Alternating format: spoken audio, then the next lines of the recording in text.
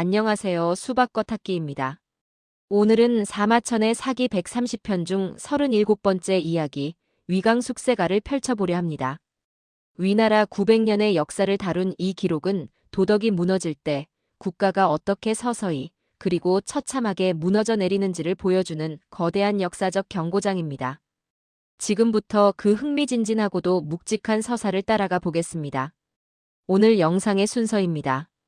먼저 사마천이 왜 위나라를 주목했는지 서론을 통해 알아보고 일부에서는 위나라의 건국부터 멸망까지 900년의 대서사를 훑어봅니다. 2부에서는 이 과정에서 탄생한 유명한 고사성어들의 유래를, 마지막 3부에서는 역사가 사마천이 이 이야기를 통해 전하고자 했던 진짜 메시지와 날카로운 통찰을 분석해 드리겠습니다. 위나라는 주나라 왕실과 같은 성씨를 가진 아주 중요한 제후국이었습니다.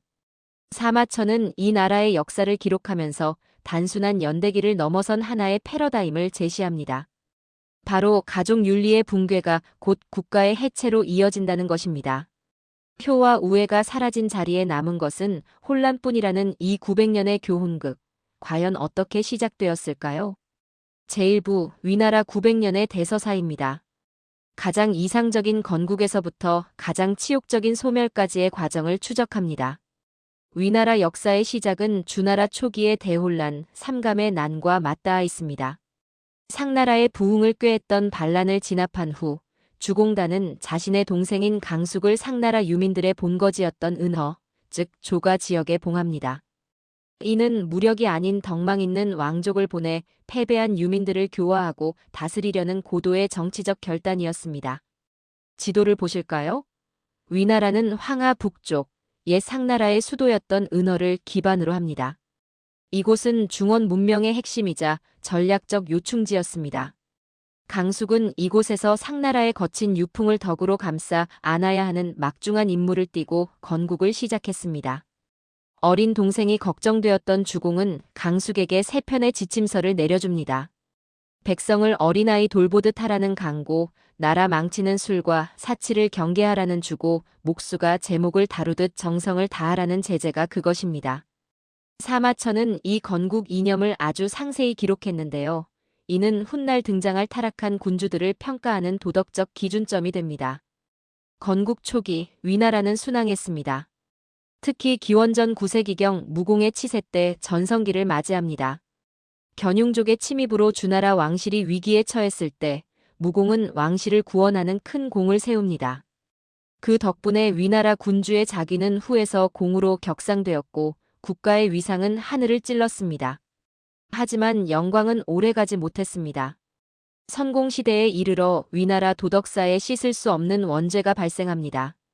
선공은 자기 아들인 태자급의 약혼녀였던 제나라 공주 선강을 가로채 자신의 아내로 삼아버립니다.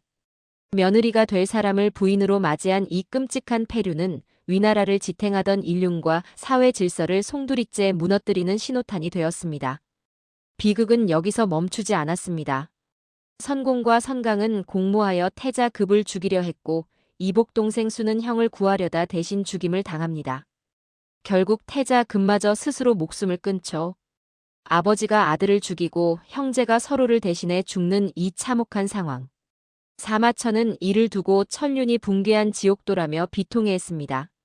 도덕이 무너지자 이번엔 기괴한 어리석음이 찾아옵니다. 훗날 즉위한 의공은 학에 미쳐 있었습니다. 학에게 벼슬을 주고 대부가 타는 수레에 학을 태우고 다녔습니다. 적인이 쳐들어오자 백성들은 벼슬 받은 학 보고 싸우라고 하시오. 라며 등을 돌렸죠. 결국 의공은 처참하게 살해당해 시신조차 찾지 못하고 간만 남는 비참한 최후를 맞이합니다. 의공의 죽음과 함께 위나라는 멸망 직전까지 갔습니다. 이때 춘추시대의 패자 제환공이 개입해 유민들을 모아 초구라는 곳에 나라를 다시 세워줍니다. 문공이 근검절약하며 나라를 재건했지만 이때부터 위나라의 운명은 스스로가 아닌 강대국들의 힘겨루기에 의해 좌지우지되는 처지로 전락하고 맙니다. 시간이 흘러 영공시대, 공자가 위나라를 방문합니다. 하지만 영공은 부인 남자의 치마폭에 쌓여 공자를 제대로 등용하지 못했습니다. 이 시기 위나라 왕실은 콩가루 집안 그 자체였습니다. 태자 괴회는 계모 남자를 죽이려다 실패해 망명했고 영공 사후에는 손자가 할아버지를 이어 왕이 되는 기형적인 구조가 만들어집니다. 결국 쫓겨났던 아버지 괴회가 아들인 출공의 왕위를 뺏겠다고 군대를 몰고 돌아옵니다. 아들과 아버지가 칼을 겨누는 이 내란 속에서 공자의 제자이자 위나라의 신하였던 자로는 원칙을 지키려다 비극적으로 목숨을 잃습니다. 당대 최고의 성인 공자가 곁에 있었음에도 위나라는 도덕적 파산을 막지 못했고 그 대가는 충신의 죽음이었습니다. 선공의 원죄 이후 위나라는 900년에 걸쳐 서서히 아주 고통스럽게 시들어갔습니다. 강대국 틈바구니에서 영토는 쪼그라들었고 군주의 호칭은 공에서 후로, 다시 군으로, 나중에는 평민인 서인으로까지 강등됩니다.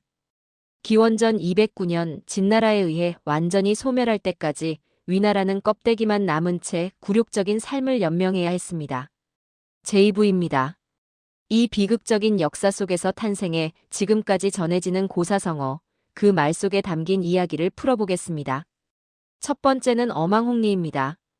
고기를 잡으려 그물을 쳤는데 기러기가 걸렸다는 뜻이죠.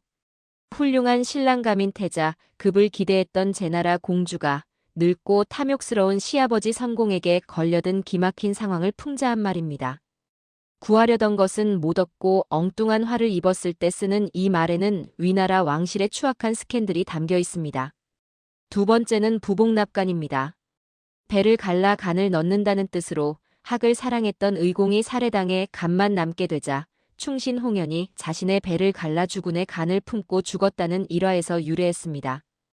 어리석은 군주였을 망정 끝까지 섬기려 했던 신하의 비장하고도 절대적인 충성심을 상징합니다. 마지막 3부입니다. 사마천은 이 위나라 이야기를 기록하며 어떤 역사가적 기교를 부렸고 어떤 도덕적 비전을 제시했을까요? 사기 속에서 위강숙세가는 고립된 섬이 아닙니다. 주나라의 건국부터 진나라의 통일, 제환공과 진문공의 패권 다툼, 그리고 공자의 방랑까지. 이 모든 거대한 역사가 교차하는 지점에 위나라가 있습니다. 사마천은 위나라를 통해 당대 역사의 흐름을 촘촘하게 엮어냈습니다. 사마천의 판결은 명확합니다. 인격이 곧 운명이다. 선공의 세욕과 의공의 어리석음은 개인의 일탈로 끝나지 않고 국가를 파멸로 이끌었습니다. 반면 태자급이나 홍영 같은 인물들의 고결한 희생조차 이 거대한 붕괴를 막지는 못했습니다. 아버지가 아버지답지 못하고 군주가 군주답지 못할 때 모든 질서가 무너진다는 정명사상의 역설을 보여준 셈입니다. 사마천은 위강숙세가의 끝, 태사공활에서 900년 역사를 두고 이렇게 탄식합니다. 아비와 자식이 서로 해치고 형제가 서로 죽이니 어찌 혼란이 이 지경에 이르렀는가.